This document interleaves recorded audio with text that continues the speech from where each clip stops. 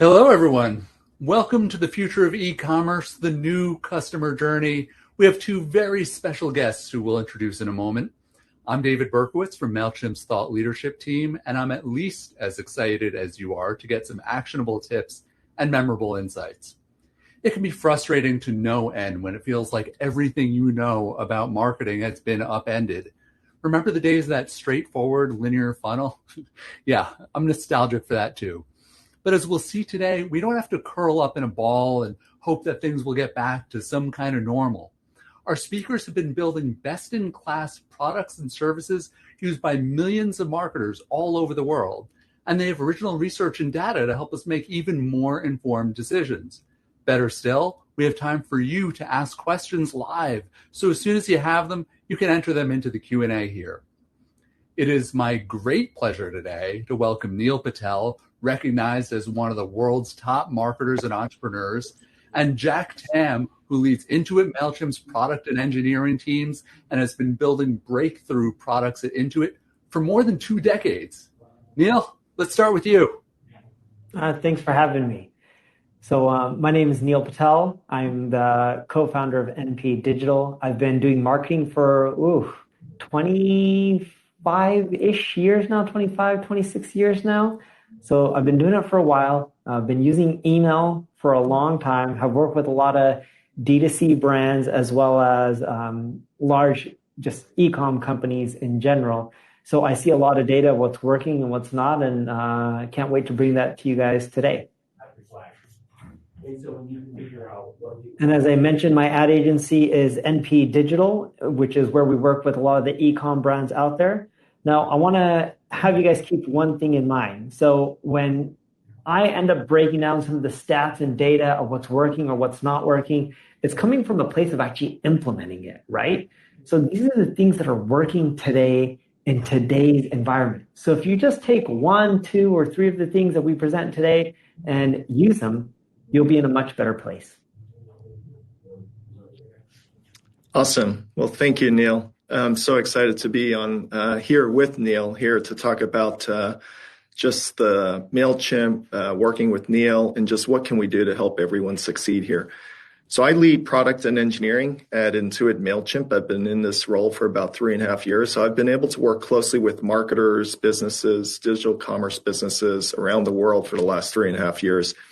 I have been at Intuit for quite a while, 20 plus years, but I'm super excited to talk to you about Mailchimp and what we can do. At Mailchimp, it's a recognized leader in this industry. We've actually been in business for almost 23, 24 years. We are recognized for small in every segment, small business, mid-market, and enterprise.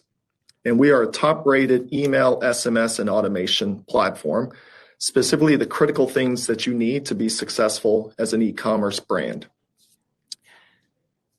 All right, so why don't we get started here? Well, one, the customer journey has changed significantly. Businesses are continuing to look for how to drive growth for their businesses, but how that's done has changed significantly. Between costs for ad platforms continue to go up, privacy updates, including some of the changes that Apple's done with iOS, and algorithms that have changed, the playbook for how you drive growth has changed and requires to be more comprehensive. And the brands that are pulling ahead are building direct relationships with their customers through email and SMS channels. They create their own channels in addition to working with paid platforms or just only working with paid platforms. Email and SMS and automations are channels no platform can take away from you. And so here, the cost of acquiring a new customer has hit a point where many brands are losing money on their first order before they even have a chance to build a relationship. This isn't just a budget problem because spending more doesn't just fix that. Google cost per clicks are up 10 to 13% year over year. Meta ad prices are also up 11%. And so the same budget last year does less for you this year. And these increases keep compounding. What you spent to get a customer in the past is not what it looks like today, and certainly not what it's going to look like tomorrow. And so brands that just use paid app platforms as their primary growth channel are going to have to work even harder to keep up. Now, there are three things that are causing this to happen. I mentioned privacy. Certainly with the iOS changes, it makes it much more challenging to target. Competition. A lot more retailers are now flooding Google and Meta with billions of dollars of ad spend. More advertisers in every auction means higher prices for everyone.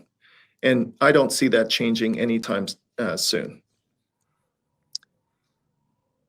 And so with these rising costs, inflation, supply chain pressure, they continue to build on top of each other.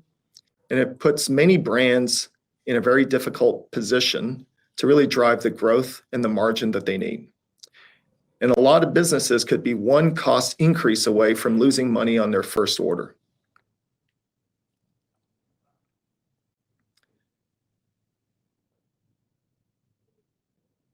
Now, while paid channels are getting more expensive every year, owned channels are actually doing the opposite.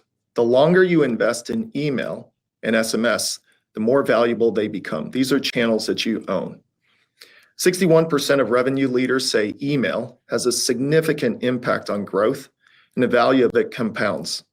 Every subscriber that you add today is an asset that pays off in the coming months and years. Now, retention is the new acquisition.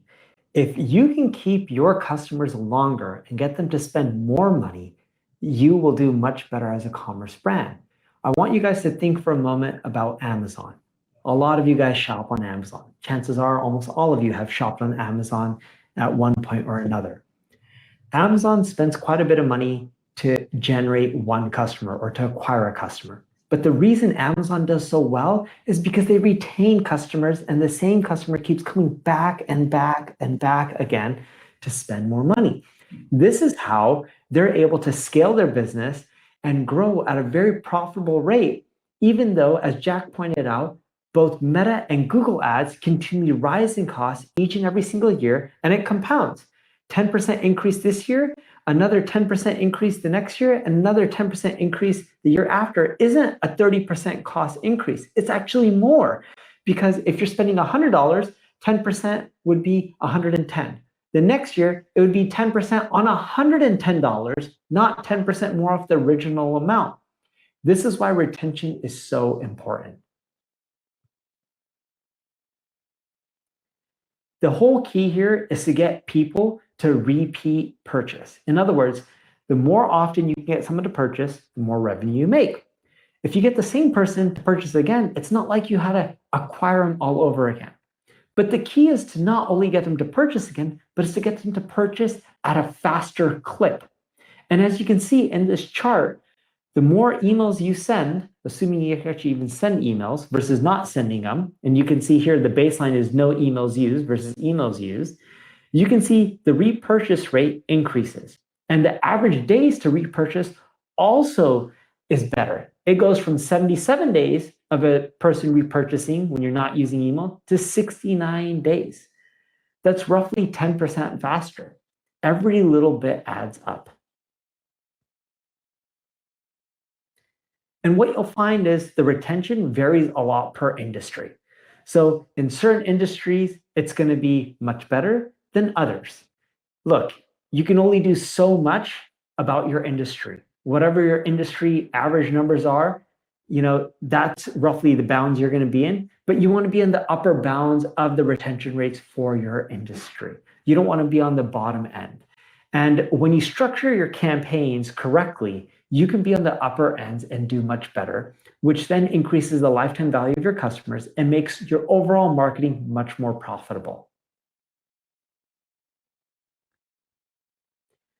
59% of retention comes from 5 flows: welcome, browse or abandonment, abandon cart, post-purchase, and win back. And when we're looking at abandon cart, this is the one that a lot of companies use. What we find is a lot of companies aren't focusing on post-purchase and win back. That's where the real money is to be made. Because if an average customer, I'm just making up a number, spends $100 with you, and you have a cost to acquire a customer, so you're only running at, let's say, 10% margins. If you can get them, a portion of them to come back, and now your average customer over time spends $140 with you or $150 with you, you don't have to pay that marketing cost to get them back the second time. Sure, you're paying for some emails and SMS, but that's a fraction of the cost, and that really makes your overall economics much more profitable. This is why retention is the key. If you look at any big e-com brand out there, what they really do well is retention.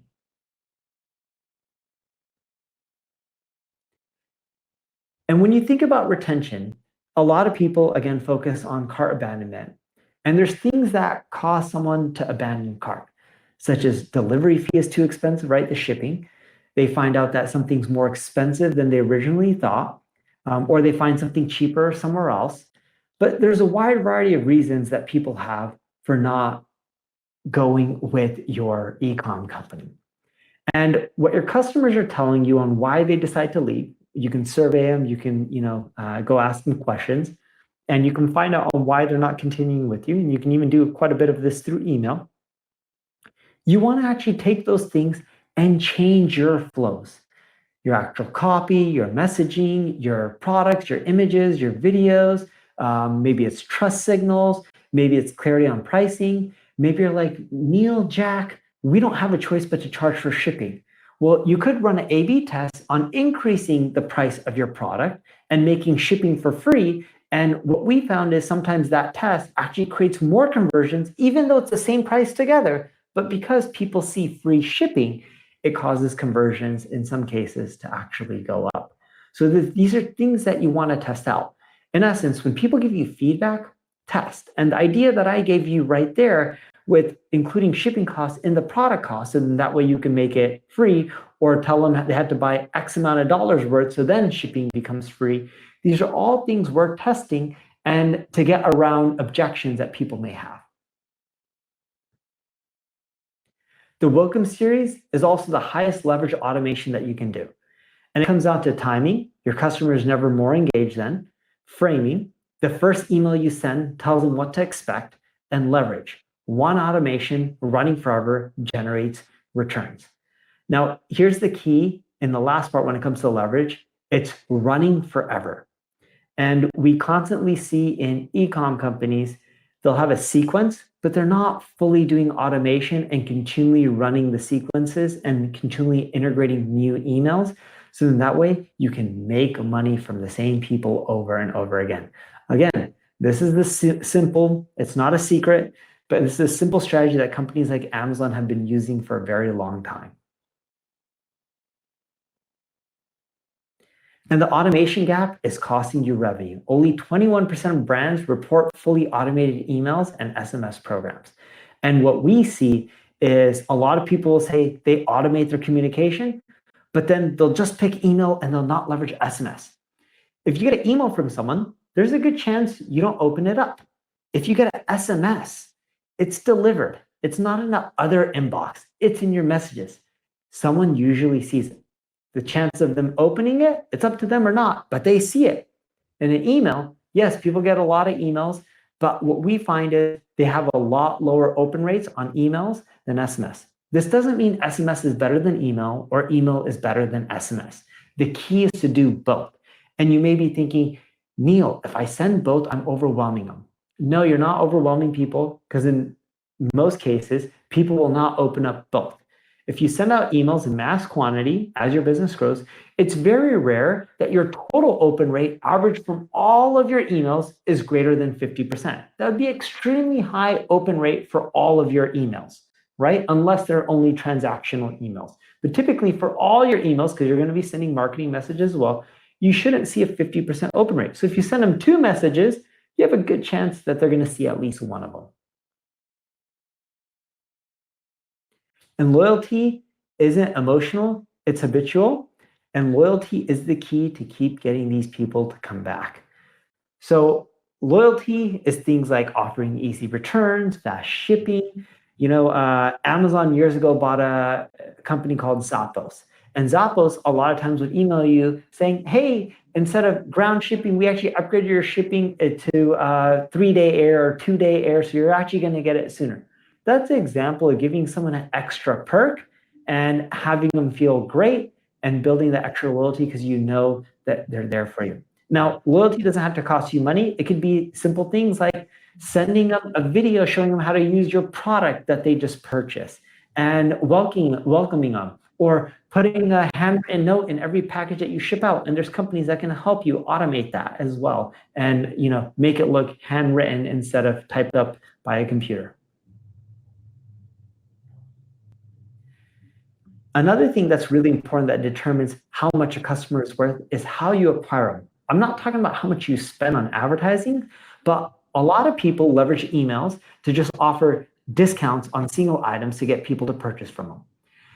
Discounts are fine. There's nothing wrong with it. We see it all the time with Black Friday and Cyber Monday, but consider leveraging bundled offers. When we look at the lifetime value of a customer based on their first transaction type, they tend to be worth a lot more when they come in buying a bundle.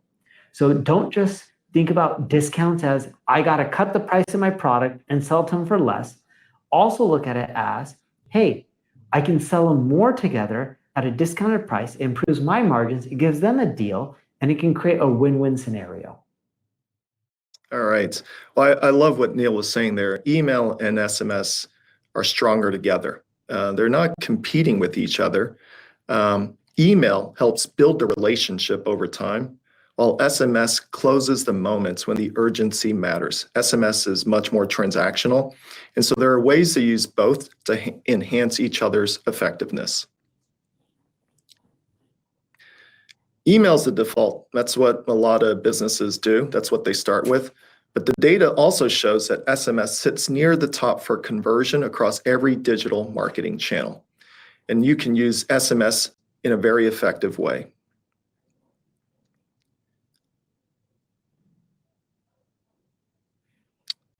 On the next slide, what we see is that brands using both email and SMS saw up to 97% higher click rates compared to just doing email alone. And customers using both channels reported stronger efficiency gains as well as time savings than those just running email alone. Now, another area of opportunity is the opt-in gap. What we find is 66% of US consumers are willing to actually opt into an email, while 65% for SMS. And so there is consumer demand out there.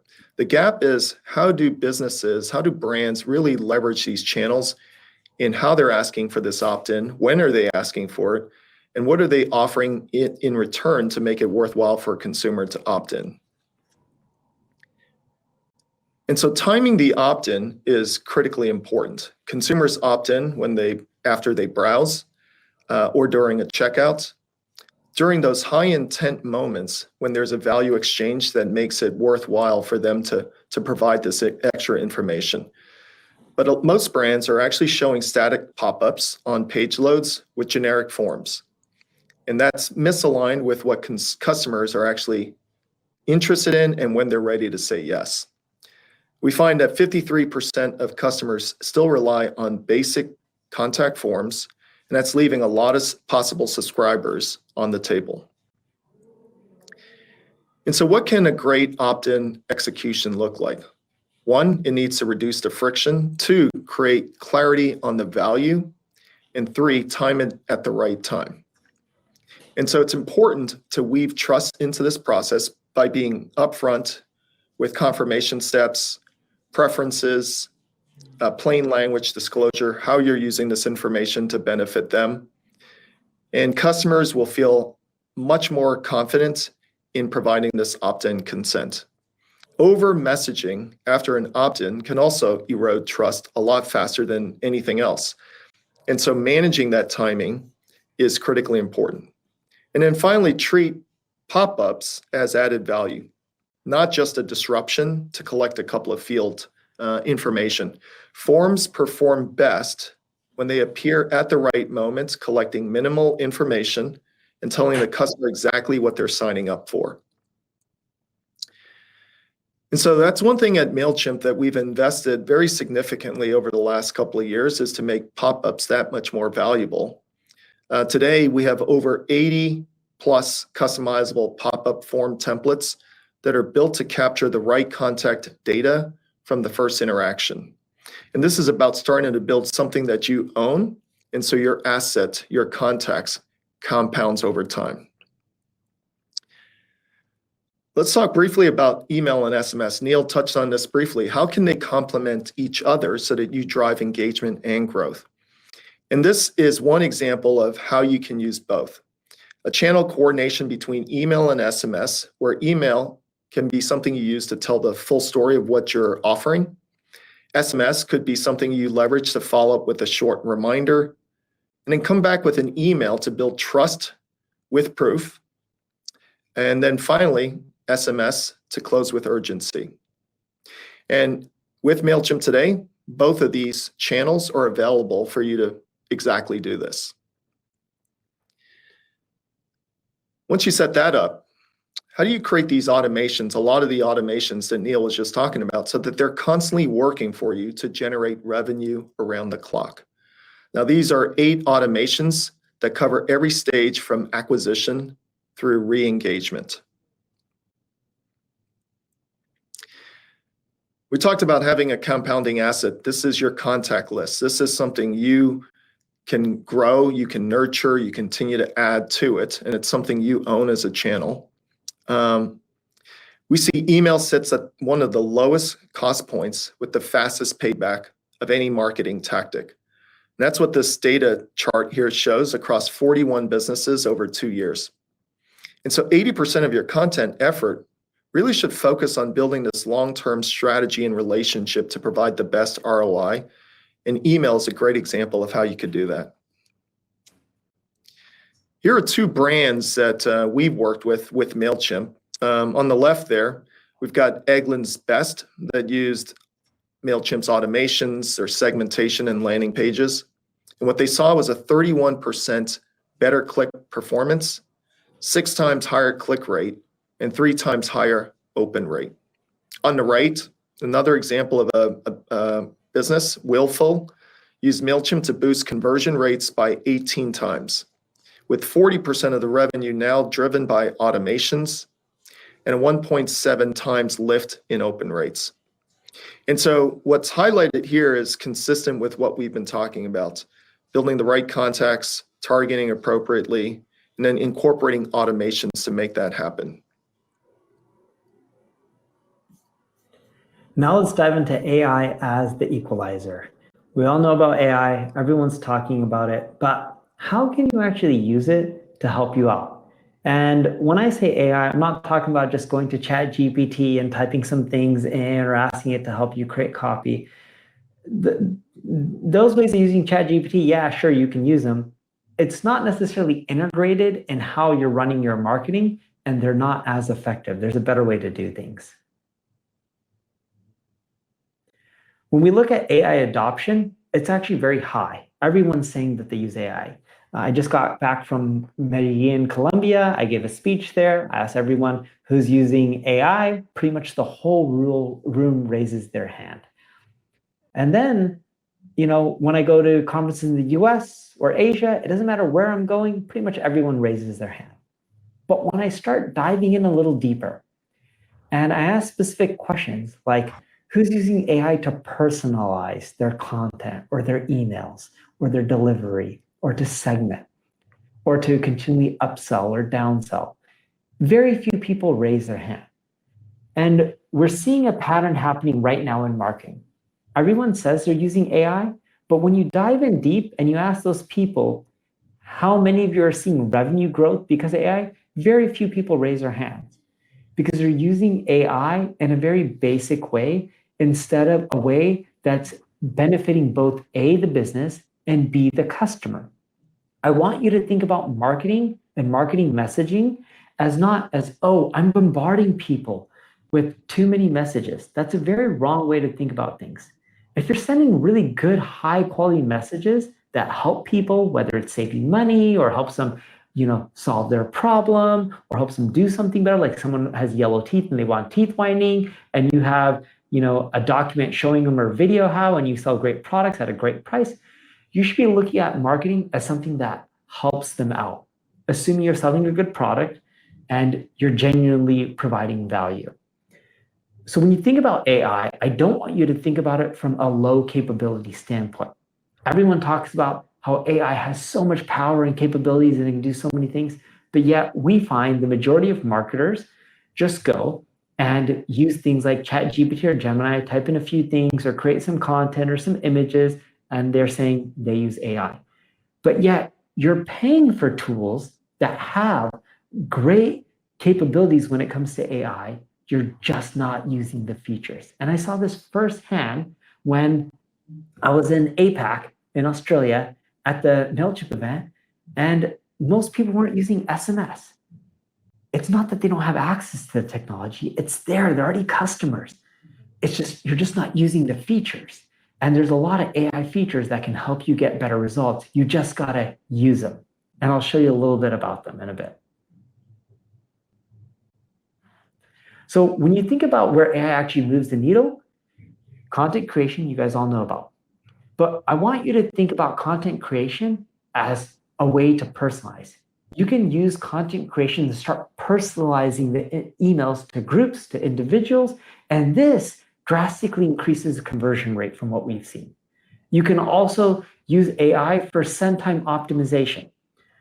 I used to tell people back in the day, I send my emails around 5 a.m. PST. And that's when the majority of my customer base was in the US. Now we're global in 28 countries. And the reason I did that, it was early in the morning. People's emails weren't, I wasn't at the bottom of the list. I was more so at the top of the inbox. So that's how people usually go, top to bottom. But if AI knows that people, Neil, being in Los Angeles, California, tends to use email most frequently at 3 a.m. because I'm an early riser, you would want to send the email to me around 3:30, 4, or maybe even 3 o'clock or 2:50 in the morning. Most email best practices would tell you that's wrong, that's bad. But every individual is different. Some people, like I have some work colleagues who spend more time checking email at nighttime or right before they leave work. So by using AI to optimize for when people actually view their emails is much better. Then you have the predictive segmentation. Predictive segmentation is really good because it can tell you not only who you should upsell, but when someone is most likely to buy your next product. For example, if you sell this cream that helps reduce wrinkles, all right? And then you sell this mask that makes the cream more effective. They put this light on their face and then it makes this cream penetrate more. I'm making this up. I don't know much about anti-wrinkle, but just go with me here. If you know that most people will not take a bundle and you've tried it, but they typically start seeing results within 2 weeks. And if they start using the light, the results are even better. You can actually send that email around the 2-week mark because someone's been using it and you've been sending emails to remind them to keep using the cream, to letting them know, look, just hang in there. It takes 2 weeks. Be patient. You would want to say 2 weeks on average. You wouldn't want to guarantee the results, of course. And you, of course, don't want to be deceptive. And then at that point, be like, look, now that you're starting to see results, our customers who use this light mask right on top of the cream only takes 2 minutes a day. It penetrates better. And we find that they get less wrinkles by X%, assuming you have data to back this up. You wouldn't want to just make up claims. That's an example of sending the right email at the right time using predictive segmentation, and that really drives more revenue. That's the kind of personalization you want to start getting into with AI, right? And of course, performance analytics. It shows you what's working, what's not, and then it adapts a strategy so you can do more of what's working. AI also removes the busy work. You can see from the chart on the right side, monthly content output potential. Manual work, 6 pieces. AI assisted, 11. Promptless, 19. Now, you still want a human involved because humans have something, and Google calls it EEAT, experience, expertise, authority, and trust. AI can't replace everything you know by being in your business for 5 or 10 years or the experience you have in your industry. But combining AI with you, we love calling it HAI, humans and AI combined, you'll start seeing your efficiency increase. And the key here is not, oh, because I'm using AI, I have a lot more free time. I can go sit by the beach and sip some pina coladas. It's more so you can spend your time on the stuff that really matters, like strategy, stuff that's harder for AI to do. So that way you can grow faster. And this is super important for small businesses, especially ones that have smaller budgets, because this allows you to do more with a lot less money. And this is how you compete against the bigger companies and move faster and win. The AI advantage for lean teams, if you don't have an individual that specializes in everything, like analytics or dedicated email strategist or no data team, or you don't have a dedicated content marketing team, or people who are just going to go in and set up personalizations every single day for you, AI can help you with a lot of this. Now, it doesn't mean having a data team is bad or analytics team or analytics specialist is bad, but you got to be scrappy when you're starting off. And even as a big company, there's budgets and limitations of what you're allowed to hire for the year because you set your budgets in advance. Well, AI can help fill in the gaps. And as you start growing faster and seeing more efficiencies by deeply integrating within your marketing stack, not just using it on a surface level, it'll allow you to get more growth, which then will open up opportunities for you to hire the people you want to grow even faster. Now, these people don't replace AI and the people don't replace AI. It's they work together. And when they work together, you start seeing much better results. And AI can do a lot of the mundane, boring tasks a lot of individuals can. And then you can hire some of the people later on to focus on the strategy and double down on that. There's 3 use cases to start with. Automated copy testing. This is really simple. It doesn't take much work. Send time optimization. I gave you the example with myself on that one. And behavioral segmentation. The big one that I want you to think about here is behavioral segmentation. It provides a really great result if you do it. And when you're thinking about AI, I want you to really think about built-in versus bolt-on. Stop thinking bolt-on. The more things you do within the same platform, the easier life is. It's all in one place. You have less likely of data issues or inaccuracy issues. You guys already have a lot of features. The issue is you're not using the features you have. And I'm telling you, we work with brands of all sizes, from the L'Oreals of the world, literally L'Oreal, to Unilever, to smaller companies that you've never heard of. The biggest issue I see, a lot of companies pay for the tools. They don't use what's inside the tools. And there's so many more powerful things inside the tools that they never even knew about, right? It's worth taking some time to learn what you're paying for. And what happens is one person in an organization buys the tool, and over time, other people start using it. The original person may have left. The new people don't know what the capabilities really are.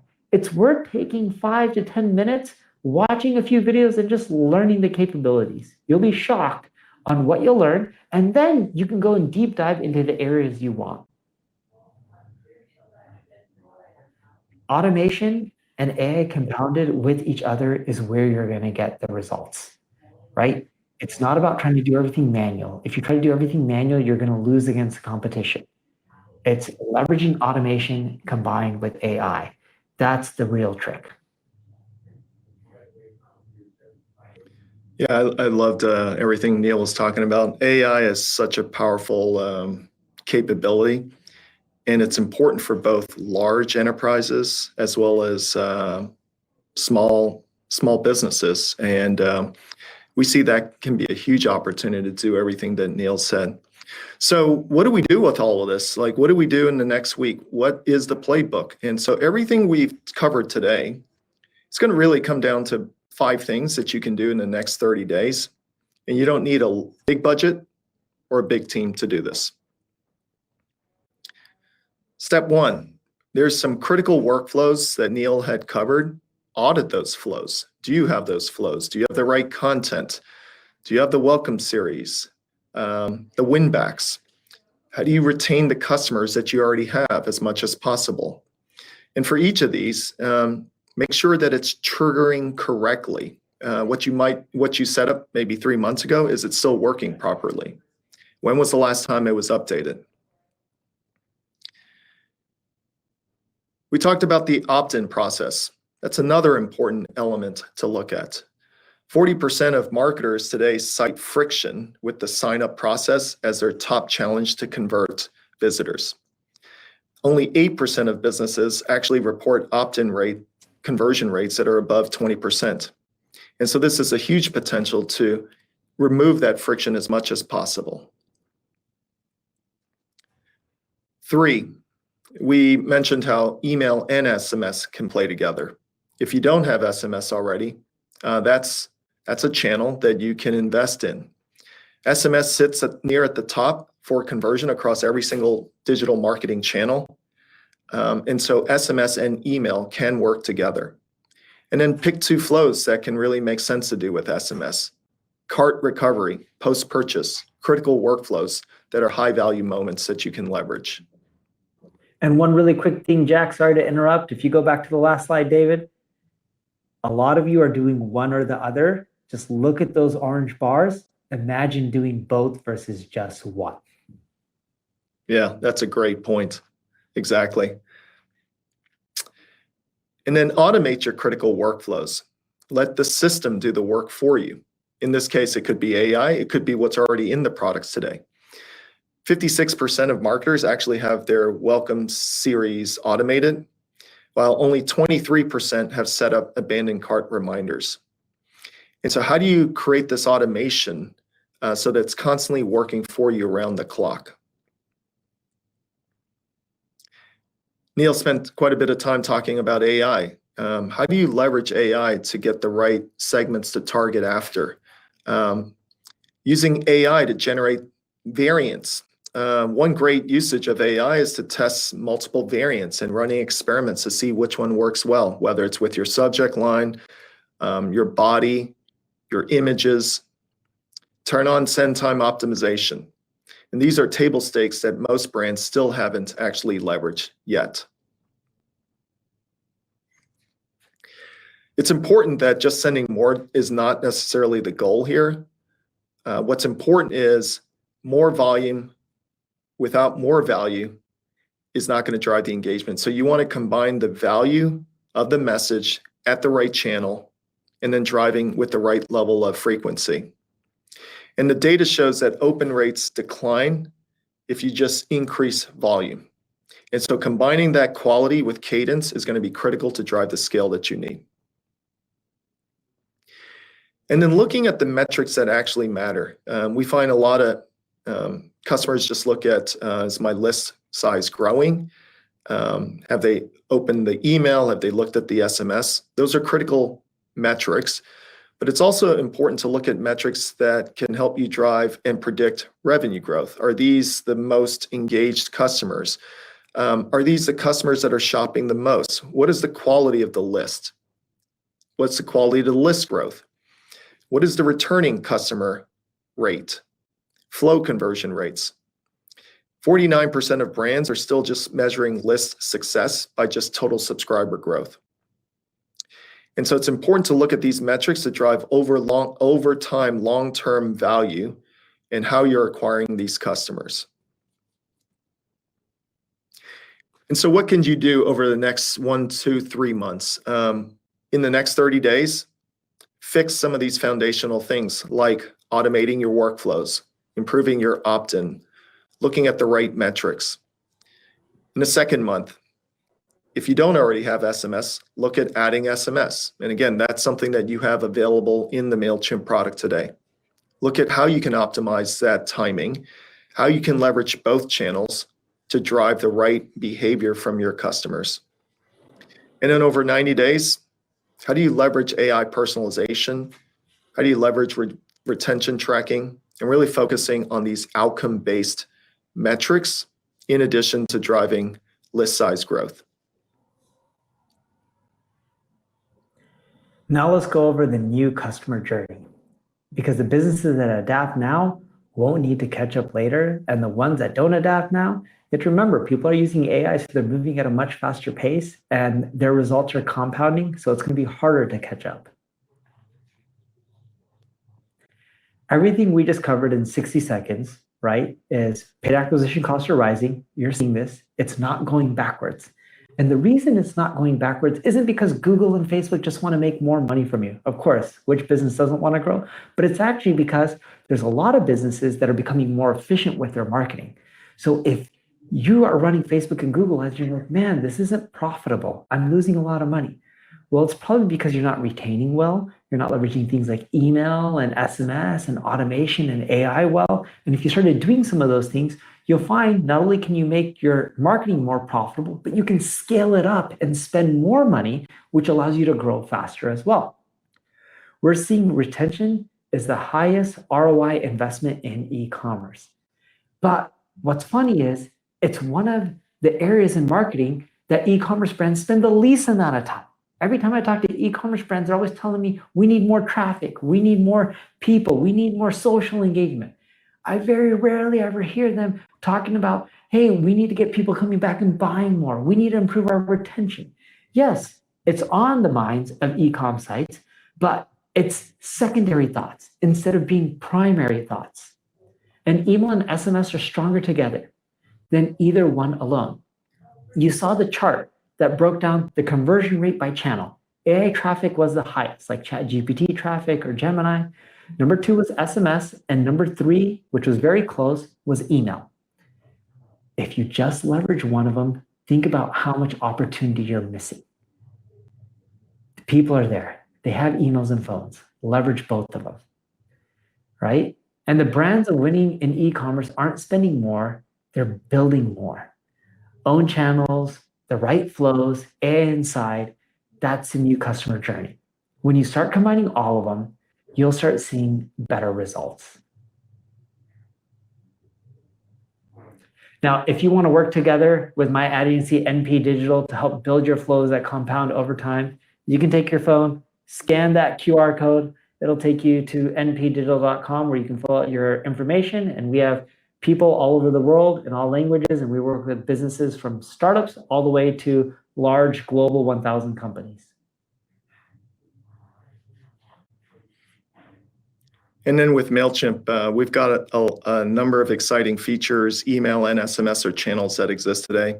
I think one of the most powerful things is we are incorporating AI into the Mailchimp product today, including helping you draft content, what segments to target. One of the most exciting features is actually this Mailchimp Analytics AI. What we essentially do is take the data that you already own, and we've essentially put quote unquote ChatGPT interface on that, but really allowing you to get insights in seconds versus having to click through various reports, and likely give you insights that you won't easily get just from getting a chart or a graph, so that it can then guide you on what is the most interesting opportunities to go after. And so you can see the QR code there if you're interested to learn more about that. And so with that, I'm going to bring David back on, and we'll get into the Q&A portion here. Well, this is great. Jack, Neil, he didn't disappoint, learned a ton here. So appreciated getting to just be in the room with you, just like all the members of our audience. And we've got some fun questions coming in, and a few different topics coming up here. One for both of you. You've worked with brands of all sizes. And what do you think is one thing that teams think they need to do, but actually shouldn't be spending their time on right now? Neil, you want to start there? Yeah, so one thing that we see teams thinking they should do, but we don't know, or we don't think it's worth it, is right now, there's a lot of companies releasing new things in marketing, at least related to AI. Every day, no joke, there's something new. And what we're seeing is people within an organization are being like, oh, I'm going to test this out. I'm going to adapt this. And they're doing a lot of busy work, or they're saying, look at all of this that I accomplished from AI. Now, this doesn't mean that this technology is useless. I think the technology is amazing and is revolutionary and is going to change our world.